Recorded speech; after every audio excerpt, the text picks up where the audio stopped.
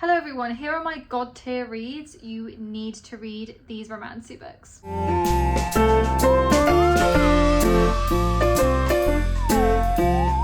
There is one here that isn't Romantasy, but most of these are. I'm going to start with the ones that aren't as talked about and I feel like aren't hyped up enough, because there's someone here that are like really obvious and everyone on TikTok talks about, so let's do those last. First off, The Rose Bargain. Oh my gosh, this was such a good book. Now, when I first started reading it, I read this in a vlog, I wasn't obsessed. It probably took about 100 pages for me to be like, wait, low-key loving this, and then high-key loving it, really. This is I think it's YA. Yeah, a YA Romantasy. It's set in the Regency era, well, sort of Regency era. It's set in 1848 in England, and basically it's kind of like Bridgerton, but with fae. So we have girls lining up to win the hand. They're in this game. They've made a bargain with the queen, and as part of their bargain in this game, they have to try and win the hand of the fae prince. What's his name? Something. Prince Bram. Okay. Now, first off, we have a love triangle here. Okay. We have two princes. We have a Regency setting. We have a court setting the whole time. The entire court itself is based off of Kensington Palace, which I've never actually been to, but I now need to go to and then read this book. I think that part of this is personal in that, for me, Regency era is like my favourite era. And also I love the old time setting. I love Bridgerton. I love that kind of crossover in that setting.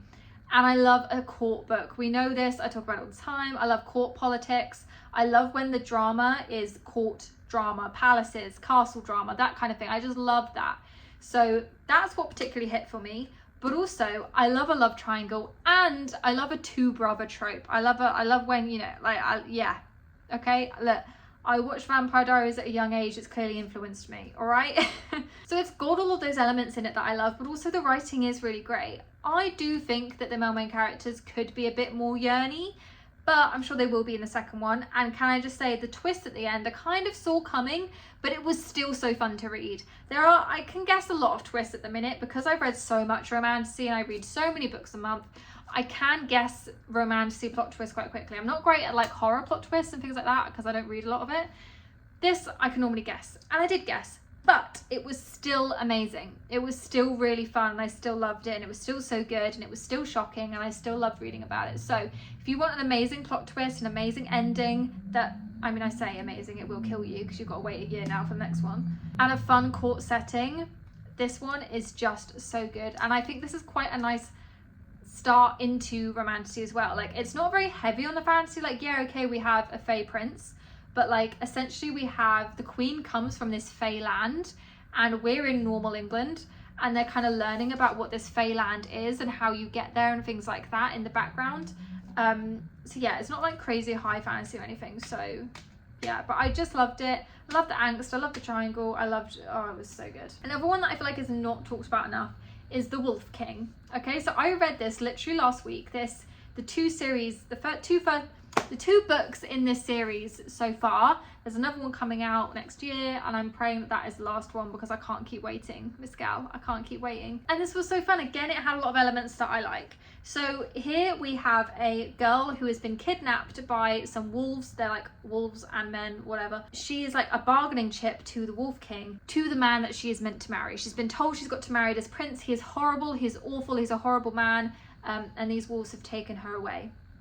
Now, she's a great character. I really like her. The story gets into it very quickly, into the action very quickly, and essentially throughout the story you're learning more about the wolf world and the Wolf King. Who is he? Who is her king? And blah blah blah. Like, you're learning about all these politics, and again, that's what I love. I love court politics, court drama, and this has all of that, along with like the palaces and the castles and the settings, which is amazing. And we have a love triangle. I mean, clearly, look, there's a theme here, guys. But hey, it was good. I really just like the angst. There's definitely one of the characters in a love triangle that I loved more, and he was particularly great. He was just so good, especially by the end. The second book is definitely best for like the romance moving along. But yeah, I mean, it's one of those books where I just love the fantasy and the romance. And this is why it's god tier, because it's stuck with me. It stayed with me. I haven't stopped thinking about it. I've wanted to reread it ever since I put it down. And in fact, I went out to go and try and buy the physical versions so that I could annotate them and go crazy and reread them again, because that's what I do when I have a 6-star read. But they don't come out until like the end of the year. Basically, the first book doesn't come out for a couple months, and the second book doesn't come out till like next year.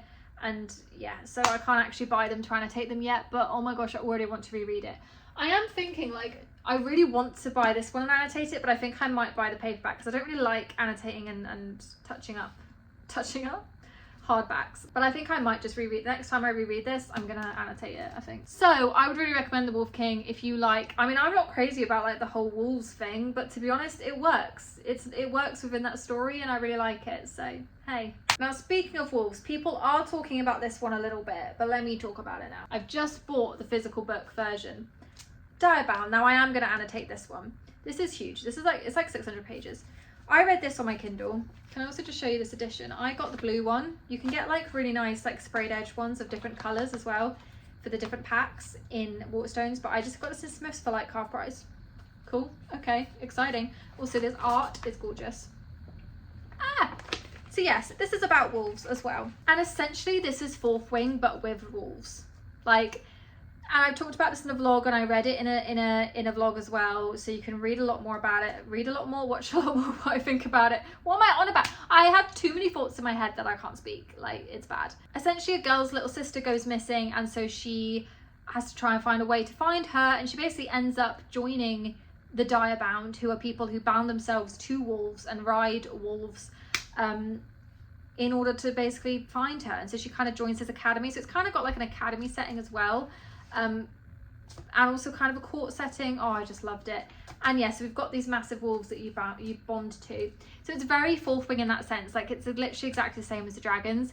You also have the same power as your wolf, i.e. the dragons. The wolves talk to you in your mind like the dragons do. The female main character has silver hair. There's a mysterious, one of the mysterious like teachers there, like, yeah. So I feel guilty every time I talk about this because it's kind of like, this is just Fourth Wing but with wolves, so it feels almost naughty.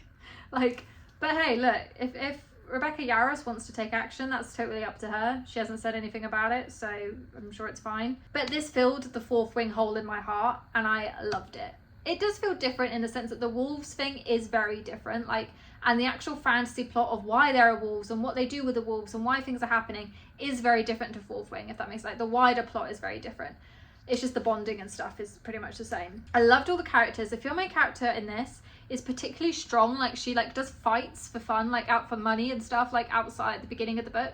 Like, she's so great. She's so strong. You find out more about her family, her life, who she is, and so on. There's a lot of twists. A couple of them I saw coming, but I still really liked them. I didn't, a lot of the time when I see a twist coming, I either love it or I hate it, and I think, for fuck's sake, yeah, I knew that was going to happen. This one I still loved anyway, so yeah. I would recommend this one, but I think this kind of depends how you'd like Fourth Wing. I would probably say read Fourth Wing first and see how you go. Is this better written than Fourth Wing? I don't know, I'd say it's quite similar. Maybe slightly better. I'd say it's quite similar though. But yeah, obsessed. Now, this is an annotated book, okay? So this is a 6-star read that, again, people kind of talk about, but not crazy amounts. It's The Shadows Between Us. In this, we have a female main character who wants money and lands, and she wants it all, and she's greedy, and she's a bit morally grey. I say a bit, she's quite morally grey. She like kills men for fun. So yeah, very, very, yeah. And so she thinks, oh, I'm gonna woo the Shadow King. Yeah, the Shadow King. And I'm gonna marry him, and I'm gonna kill him and take all of his lands and all of his wealth. And that's essentially what you watch her try and do. And you'll see what happens. I love that concept. It's such a good concept. I like the fact that we're in her head, and like she's talking about how, God, like she hates these men and all of that. It's quite funny, but like it's done really well. Again, as you can see, it's got a court setting, it's got court politics. The fantasy is actually fairly low in this. Like, the main fantasy thing is the fact that he has shadows. That's kind of it, really. But overall, I just loved it. I loved being in her head. I love Trisha Levensetter's writing. I've also read the second book in the series, and I really like that one as well, although this one in particular is a 6-star for me because I think about this so often. I think about the characters in here so often. I loved it. And I read this for the first time when I was a bit younger, like probably in like 2020, so like a few years ago now. And I loved it then, but then I reread it recently and was obsessed. So yeah. Clearly, you know, because I was a bit worried. I was like, wait, did like teenage Amy love this, but now I'm gonna hate it? No, I still loved it. Like, it's YA, but it's still very like sexy, and it's great. Now, one I want to quickly talk about, and I'm not going to talk about it for too long, is the entire Hunger Games series. Now, The Sunrise and the Reaping is obviously the most recent, and it's the most, I would say, impactful for me. I read The Hunger Games when I was about 12, and The Hunger Games is what got me into reading. I read that series when I was 12, and ever since then I have not stopped reading. And Sunrise on the Reaping, I could talk about that book for days. I have so many things to say about it. And I think rereading it as an adult and rereading it in this current climate and in 2025 and like so on, I just think is even more impactful and is so great. It's really stood the test of time. I would say if you've watched the films, please read the books, because there's so much more in the books that you will have missed, and it's just so great. I don't want to talk about it too much because I could talk about it forever, but essentially this is a 6-star read because these books, I have never forgotten the impact they've had on me. There are scenes in these books that I think about daily, weekly, monthly, like I can't get them out of my head, and it has shaped how I view the world and my views and things like that. So yeah, these books are incredible, and these are not light romantasy books. No, they are, you know, I guess sci-fi dystopian fiction books, and they are incredible. And when I was younger, I was obsessed with the romance. Now I read them and I'm like, I could not care less, to be honest. So yeah, insane, obsessed, will always be like probably my number one god tier book series, because the impact that it's had on me for the rest of my life. Honestly, like I love all of these other like romantasy books, but they don't necessarily like change the way I see the world and stuff, and like have as much of an impact on me, because they're not necessarily very political. They're very like sort of just fun. Hunger Games, however, yeah, gets me. I can't. And then we're going to talk about some more popular ones to end off. So first off, The Infernal Devices. Now this is a series within the Shadowhunters universe. Shadowhunters universe essentially is where like you have these places, some further in time, but most of them are urban fantasies, and there are demons that rule the world, and there are these shadow hunters that kill them for us, and we can't see the demons and we can't see the shadow hunters, and we can't X, Y, and Z. We can't see where they are, and blah, blah, blah. It's a really great concept. Now, there are different sort of series within the universe that you might like more than others. Personally, for me, The Infernal Devices is the best. And it's set in Victorian London.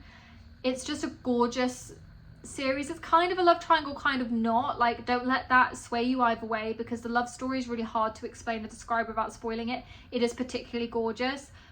Will Herondale is like my number one book boyfriend ever. I'm obsessed with him. I love him so much. Again, these books had a huge impact on me. I also read these when I was about 13, and I have reread them like every year since.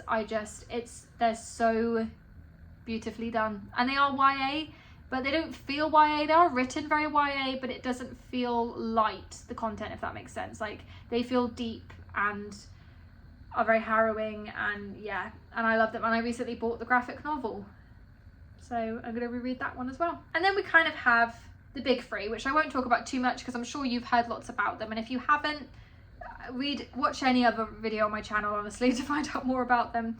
But basically, A Court of Thorns and Roses series, yeah, okay, yes. This is A Court of Silver Flames. I actually don't love this one as much. For me, it's like the first 3 are the 6 stars, but I just think this is the prettiest book to show. This is the Night Court edition. acotar, again, will always stay with me. It was my first proper, I guess, romantasy book that I read a few years ago, and I've reread it pretty much every year since, and I just love it. I think it's the found family that gets me particularly, and the growth of the characters and the way that the characters are so well fleshed out. That's what I think appeals to me the most. I just love it. Rhysand used to be my number one book boyfriend, but to be honest, he has gone down a little bit, because they're definitely ones that I prefer now. But yeah, and I also have all the graphic audios, and I really love those as well. Fourth Wing, I obviously talked about Direbound. I mean, this is very similar, but just basically with dragons. I love the Fourth Wing series. For me, actually, the romance is what stands out in this.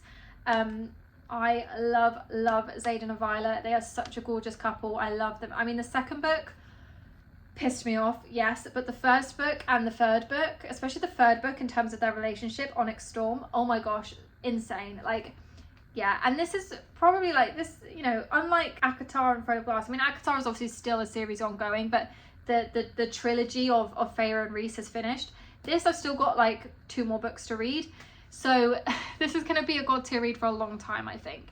But yeah, I am obsessed. If you want to read a book about dragons in a war college, you will love this. Like, I mean, it's written, it's not the most amazingly written thing ever, but I kind of like that about it. I kind of like that it's easy to read and it's easy to sink your teeth into. So, and lastly, of course, Throne of Glass, which is definitely up there with acotar for me, and Yeah, I mean, to be honest, I used to prefer acotar more. I think because I read acotar first, so it just stuck with me more, and it took me obviously longer to read the whole Throne of Glass series. But to be honest, I think now Throne of Glass surpasses it for me. Again, not going to talk about this because you will have heard about it a lot, but this is just so gorgeous, and I am a Dorian girly through and through. So to me, the first couple books are like the best ones. I mean, obviously the last one definitely, but are my favorites really, like the first few, because I love the court setting, I love the court politics, I love Dorian, I love Selena. I just love how Sarah J Maas makes characters. That's what gets me. She makes such a found family. I feel like these characters are real. Like, to me, it's hard not to imagine, and sometimes I forget, that like Selena and Dorian and Rhysand, and like, it's hard to imagine that they're not like just in another world somewhere. Like, in my head they exist. I have to sit back and be like, wait, no, she's just made them up. In my head, like, they're just on another universe, another planet. So yeah. But anyway, those are my 6-star reads. Those are my god tier reads. I would really, really recommend you try them. Let me know what you think, and let me know what your god tier reads are, and I will see you very soon. Bye.